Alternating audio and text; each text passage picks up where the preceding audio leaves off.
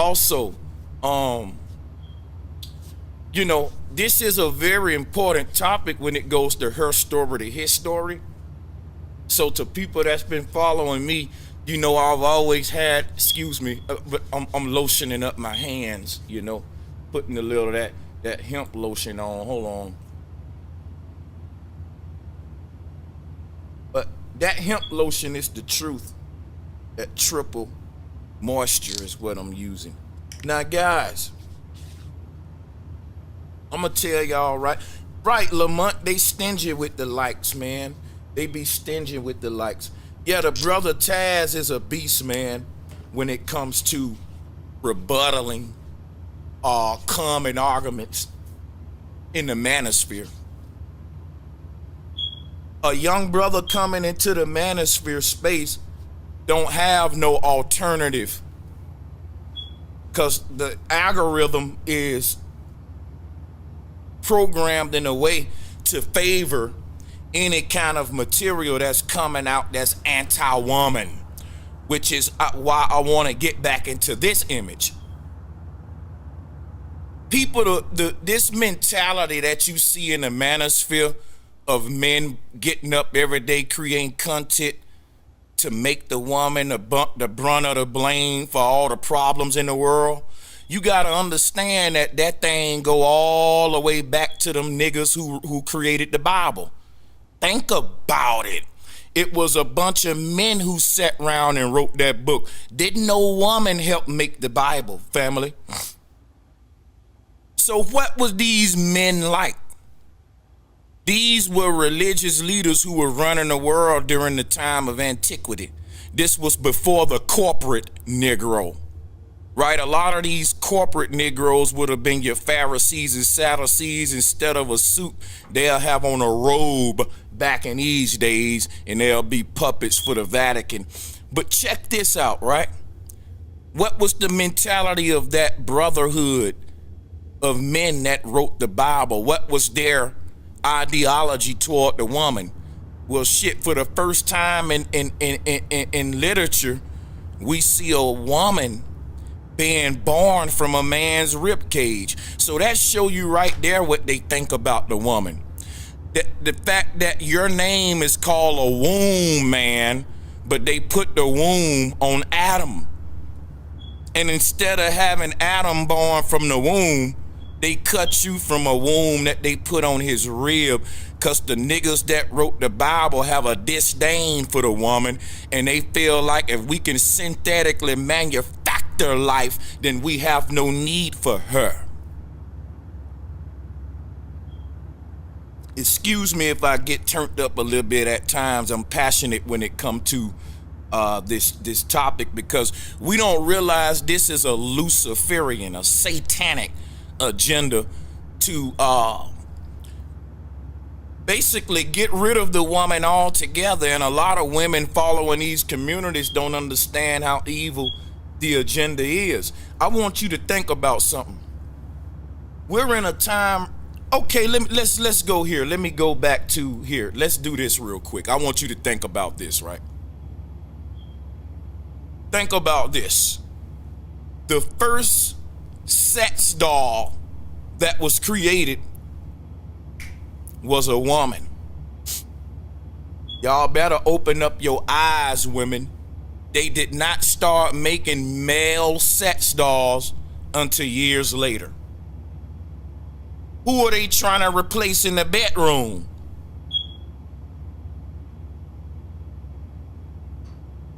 The sex doll is not a solution to a bunch of motherfucking beta males who's saying we can't find a real woman. Y'all, we're sick. We're fucking sick.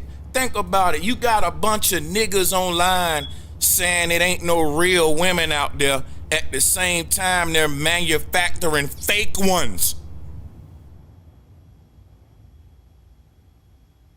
Listen to me, you sisters. I'm on y'all side. And y'all are not the problem. I don't care how many damn children you got. It take a man to make them two. We're going to talk about that too. What I want to point out is this. The sex doll agenda is not a solution to these niggas who say we can't find a real woman. How is creating another fake woman a solution to the fake woman you complaining about? Oh, y'all don't hear me today. Come on now. You saying it ain't no real women out there. So what, your solution is to create a fake one? Wait a minute. Listen to what I'm saying, right? Right now, while you got a huge agenda of male movements online being pushed by the mainstream to make women feel like shit, these rich people in a laboratory trying to make synthetic wombs and trying to find scientific technology that can replace the woman. You tell me what the agenda is. It's more deeper than this internet. A lot of these folks online y'all subscribe to, and you think, yeah, I'm an alpha male and I'm in a brotherhood of men listening to what I need to be listening to. The shit is stunting your growth as a man, is making you a bitch nigga. Because guess what? And the reason I say that is this. Any complaint you have about the woman you desire presents a problem that you need to solve. As a man, we are problem solvers, not whiners and complainers. And in other races, any complaints that they have about the woman they desire, either they change they self to solve it, or they begin to use words, what we call game, to change the mind of that woman to make her. Because sometimes, guess what? We're attracted to a woman, but she ain't mentally what we want her to be. And that's when the bitch ass nigga give up and say, ain't no women out there for me. Like, my dude, it does require a little bit of tailoring as well. In other words, there's no man out there with a soulmate that didn't have to do some kind of customizing to her and vice versa, her to him, to ultimately make it work. We don't come ready-made for each other. That shit is in Hollywood. And when niggas buy suits, if they get them tailored, they look better. And if you got a fine woman and you tailor her mind like a man's supposed to, she'll look better, because the way a woman think adds on to her beauty too. Becky, hit me. I was watching a live stream the other day, and it was a live stream of a pimp. I like this pimp. I ain't gonna say his name because people gonna think I'm clout chasing or I'm throwing some salt. I actually like this pimp because he be dropping a lot of real knowledge to the young brothers about these streets. But in his live stream, I heard him bragging about how, you know, if a bitch in the car and she's saying something she don't need to be saying, the pimping will pull over and smack the bitch up and get her back in line, right? And I grew up around a lot of pimps, a lot of niggas with that mentality. One thing about them fly niggas like that, they move real fly. And if you down and you clicked up with them, you're gonna be straight. They look out for each other. But now check this out. When these guys have problems with each other, they pour up champagne and sit at a round table with cigars and they talk it out like mob bosses. But when they have a problem with a woman, they smack her up and they brag about it. And a lot of women are attracted to. Now, a lot of men think this is the way to go. We think this is the image of an alpha male or a nigga with his shit together. He's in charge.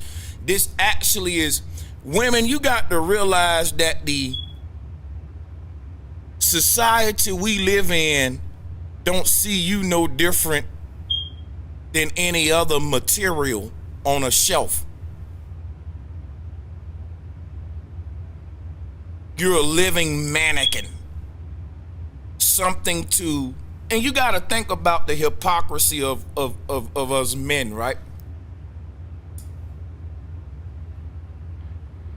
Right? So a man will say women are spending so much money on beauty products. And that's why we can't get our finances together as a collective. Because women spend a lot. And the stats show that that is true, women. That is true, women. But here's the flip side. Women don't build the factories that make the lipstick.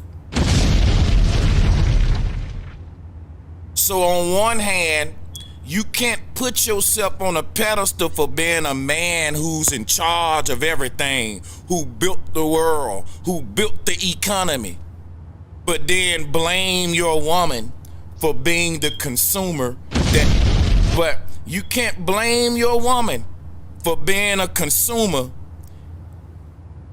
that you created her to be. Because when we talk as a collective, right? On a lot of these male spaces and these male spheres and shit, what you will hear is the man put on a pedestal for our feats and accomplishments, the things we've created in the world to make life so better for the woman. Man and his achievement to make, we pride ourselves in building nations, economies, and all that. But then we don't see that what we've built created the type of woman we despise. Becky, hit me again. You can't pride yourself for building an economy that preys on your woman's ignorance, that preys on your woman's self-esteem, then point the finger at her when it do just what you designed it to do, you bastards. You can't do that.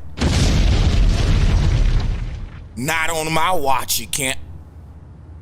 So we gotta talk about that. We gotta talk about this, because here go the things nobody wanna deal with these conversations. And this is why my shit ain't gonna be as viral as the other guys, because you gotta realize that this type of dialogue that's popular nowadays, it serves a corporate agenda. It does, and I'm gonna go into how it serves a corporate agenda. And look, the guys that's up here giving dating advice, for example, I'm gonna bring him up, Kevin Samuels. All right, I ain't gonna mention him if no more than I got to. I promise you, because I'm not clout chasing, but I'm gonna bring him up to make a point. I was watching one of his shows, and there was a woman on there who they was very rough on her, and she was breaking down to the point she was conforming and basically saying, well, what do I gotta do? Well, teach me, Kevin, show me what I gotta do and all that. And you know what his response was? Book a session. And he hung up on her. He eventually hung up on her. So I thought about that. I said, these guys built platforms off a problem in our community. And the platforms are supposed to solve that problem. This is a public service. And you mean to tell me that you won't solve it without a price? And you're saying that you don't need YouTube to make a living? You such a corporate dude. Y'all be on Rodeo Drive, and y'all niggas be having on like Tom Ford shades and expensive this and that, and you won't do a public service for your people for free? We won't guide these young ladies for free. Guess what? The white man will. Drop a bomb, Becky. So I don't blame our sisters for being hand-fed by the motherfucking white man and respecting him more than you. When a white man provide free services and humanitarian services for free, but you niggas want to charge your woman for services that you said she need to fix the family? Let me get this straight. Y'all are single men, right? Who want a black woman, but you saying these black women just don't understand black men and they don't know what they need to know. But you want to charge them money for it? So what are you going to do while they scrape the money up? Have sex with men and masturbate? I'm curious. Look, it's crazy, right? It seems like you're trying to corporatize the problem, not solve it. It seems like you're trying to capitalize on the problem, not solve it.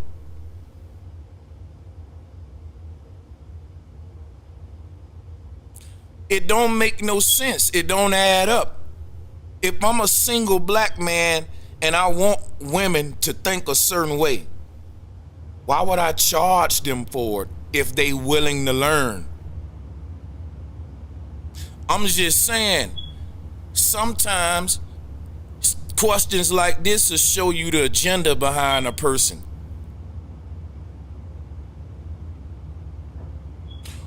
If a person is on my, if I got a show going on and I'm complaining about women, critiquing women, telling them this, that, and that, what they ain't doing and what they ain't doing, and then one of the women say, well, what should I do? What do I need to do? And you say, well, you gotta pay me to tell you that. What are we here for? Are we here to only give out the problems for free and then the solutions cost money? Is that what it is, Becky? See, he didn't charge her to sit up there and belittle her and point out what's wrong. But when the sister said, how can I make it right? That's when he charged her. So do we really want to make it right? See, ain't nobody else gonna point this out like me. And I'm not pocket watching, I'm agenda watching. But I ain't gonna dwell on that too long. All right, because I don't want to talk about that too long. Cause, you know, try not to mention too many people, man.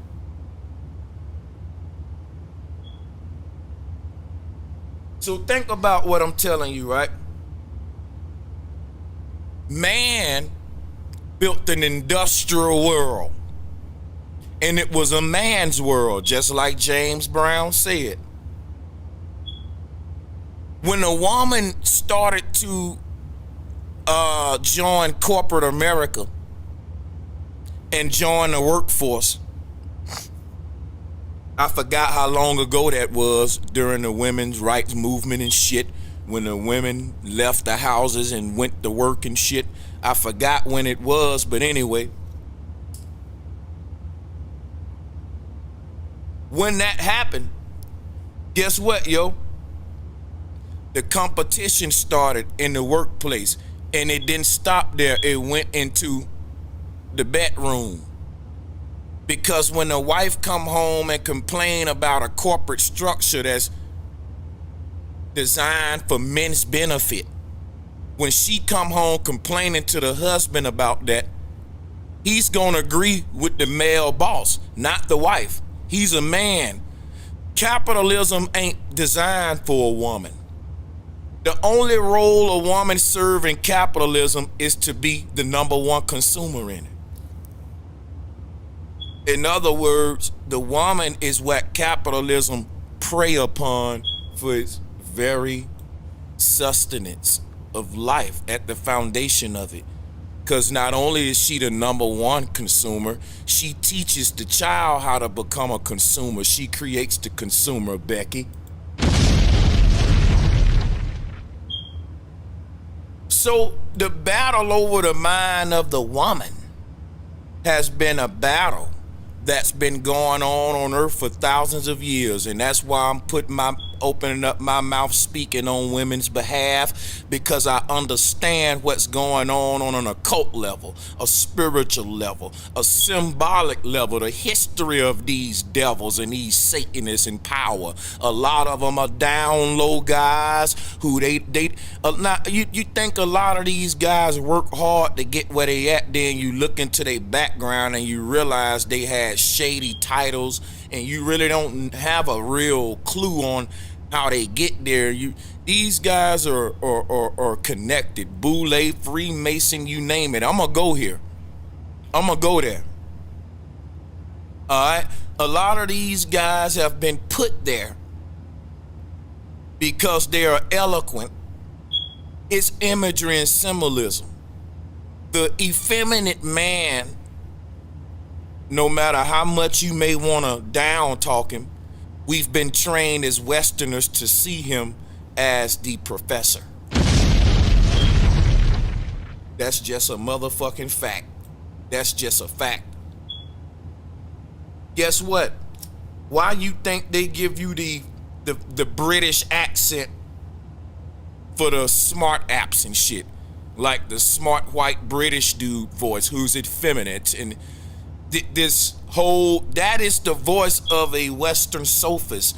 And you have that same energy and mentality in black men in America. These are the dudes, right? All right. You ready for it? I mean, I don't know how else to do this, but guys, let me just say this.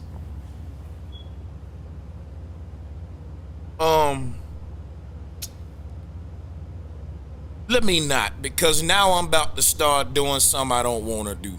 Like, I really want to show you some pictures of some of these dudes like Kevin Samuels and stuff and show you the images I'm talking about of effeminate. Like, but I don't want to be messy. I want to try to keep this professional and I'm doing this for the women.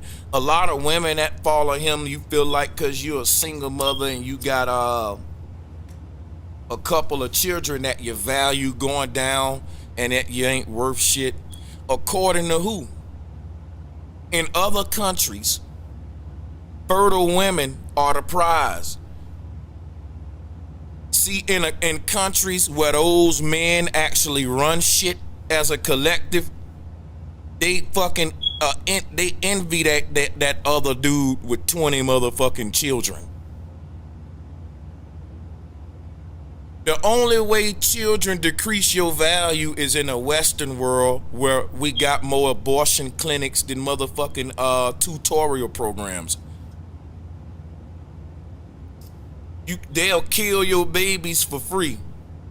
But look how much it costs to raise them babies in the Western world. They giving you every incentive to practice it's a culture called Saturnalia.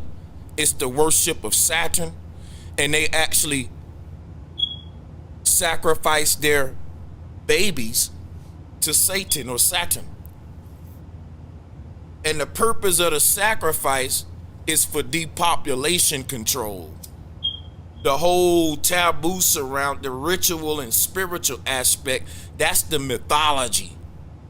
Whatever you believe is what you believe, long as you perform the action that serves the agenda of depopulation.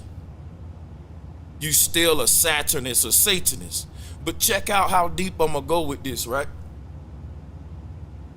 For every single mother, there's a nigga missing. But none of these platforms equally talk about that. It's almost like the woman got single by herself. You know what I'm saying? And that is part of the whole Luciferian agenda.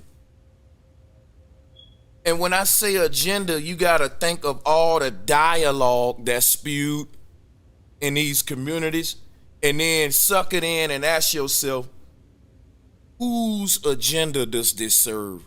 Because if you think about it, it don't even serve the family agenda. It serve a couple of hurt niggas agenda who want to hurt back now. Because hurt people, right? Why ain't there a big growth of dating communities of couples, vibrant couples, husband and wife, showing you how they got together and stayed together? The dating scene is full of miserable single motherfuckers that's creating more miserable single motherfuckers, and that's by design. It's couples out there been on this scene for years giving excellent advice. Can't get no traffic.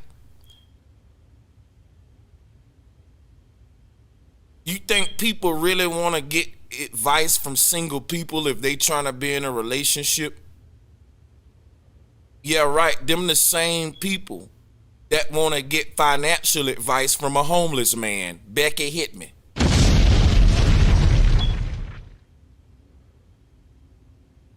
Think about it, people. The whole internet out there getting relationship advice from people that ain't in relationships. Got to be the same people that'll get financial advice from homeless men.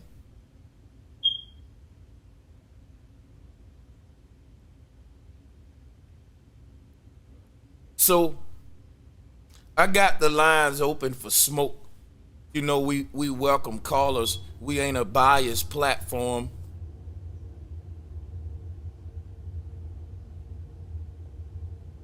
So I said, man screwed up the world, then blame woman. A lot of these guys are put in these positions. Think about it. Man run the whole world. He does. It's a man's world. We create everything, man. And if we don't, guess what? We sure take credit for doing it. So if we take credit for creating everything, why don't we take credit for creating the problems too? That's a part of it. Man prides himself in being a savior, but he don't show that he the one caused the problem in the first place. And how did he hide the fact that he caused the problem? Because that part of the story get blamed on the woman. And I'm gonna give you an example by going back to this image. A child growing up trying to learn, right?